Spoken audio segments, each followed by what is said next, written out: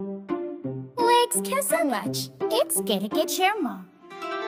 एक सुनहरी सुबह कैलाश पर्वत की चोटी पर सूरज की पहली किरणें बर्फीले पत्थरों पर नाच रही थी। शिवोहम, एक छोटा सा नटखट बच्चा भोलेनाथ के ध्यानवान मुद्रा में बैठे शरीर के पास पहुंचा। उसकी आंखें चमकती त्रिशूल पर टिक गईं। अरे वाह, ये त्रिशूल तो मेरे खिलौने वाले लाइट सेवर से भी ज्यादा चमकदार है। वो उछलकर त्रिशूल की ओर बढ़ा, पर उसका हाथ पहुंचने से पहले ही भोलेनाथ की आंखें खुल गईं। संभलकर शिवोहम, ये त्रिशूल खिलौना नहीं, समुद्र मंथन का साक्षी है। उन्होंने मुस्कुराते हुए कहा, पर शिवोहम ने जिद पकड़ ली। भोलेनाथ ने त्रिशूल को हल्का कर दिया। शिवोहम ने उसे घुमाया और जैसे ही त्रिशूल ने हवा को छुआ, जमीन पर सुनहरी रेखाएं बन गई। एक चमकता हुआ इंद्रधनुष। देखो भोलेनाथ, मैंने आकाश को जमीन पर उतार दिया। शिवोहम ने गर्व से कहा। भोलेनाथ ने उसके सिर पर हाथ फेरा। तुम्हारी कल्पना तो समुद्र से भी गहरी है बेटा। तभी शिवोहम की नजर भोलेनाथ की जटाओं पर पड़ी, जो हवा में लहरा रही थी। ये तो असली जंगल की लताएं हैं। चलो इन पर चढ़कर बादलों को छूने का मजा ले। वो जटाओं से लिपट गया और झूलने लगा। भोलेनाथ ने अपनी जटाओं को हिलाया तो शिवोहम हवा में उछलता हुआ यसने लगा। लगता है मैं पक्षी बन गया हूँ, उसने चिल्लाते हुए कहा। तभी शिवोहम की नजर शिव के माथे पर सजे चांद पर टिकी। ये गोल गोल चीज क्या है? लगता है कोई जादुई फुटबॉल। उसने चांद को छूने की कोशिश की।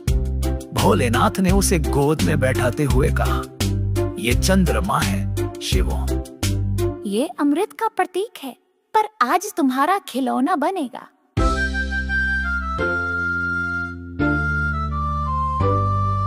शिवोहम ने चांद को जमीन पर रखा और जोर से लात मारी।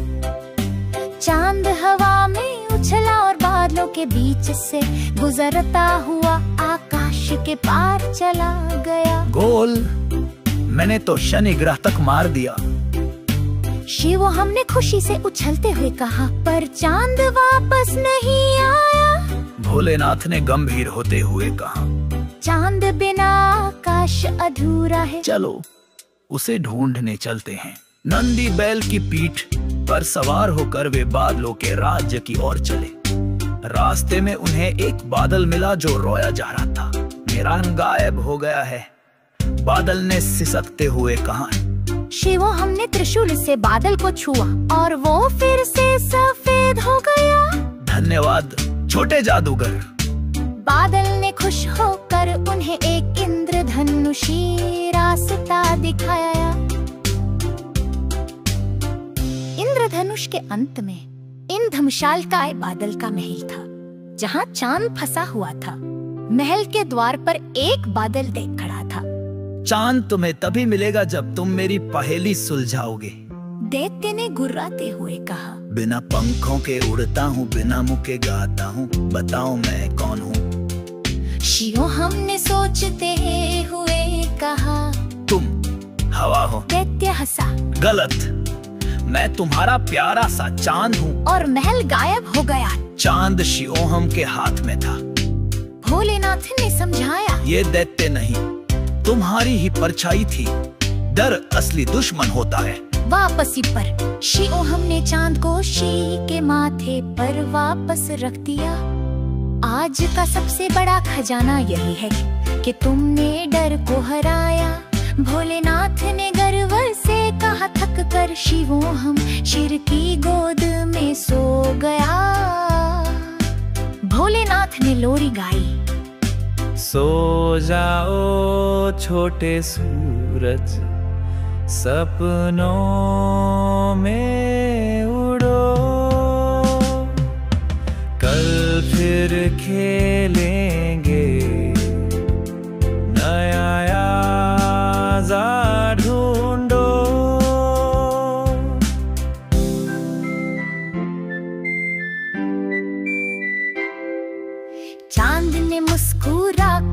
अपनी चांदनी से शीओहम को ढक लिया और कैलाश पर्वत पर फिर शांति छा गई।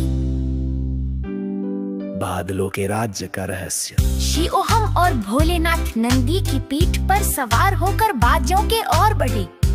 रास्ते में उन्हें एक विशालकाय इंद्रधनुषी झरना दिखाई दिया, जिससे नीले हरे और सुनहरे पानी की धाराएं बह रही थी। शिवोहम ने उत्थूकर पूछा, ए झरना में